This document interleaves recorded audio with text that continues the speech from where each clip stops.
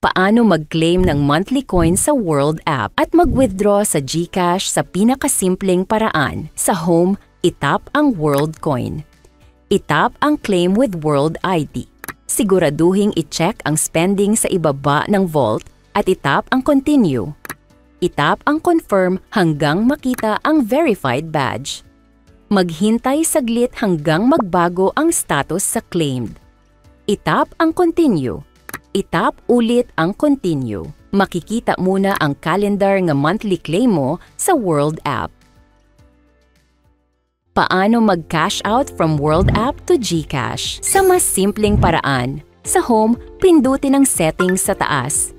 Hanapin ang contacts. Kung hindi mo pa nailalagay ang iyong mobile number, itap ang add phone number, ilagay ang mobile number mo nga connected sang GCash account mo. Pindutin ang confirm, ilagay ang 6 na digit code nga pinadala sa iyong mobile number. Bumalik sa home at itap ang wallet. Itap ang send.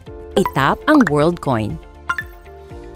Ilagay sa search bar ang 1GCash PH. Pindutin ang 1GCash PH. Ilagay ang amount na gustong withdrawin o kaya naman itap ang maximum at itap ang continue at itap ang confirm send. Maghintay saglit. Itap ang done, i-open ang inyong GCash app at tignan ang balance mo.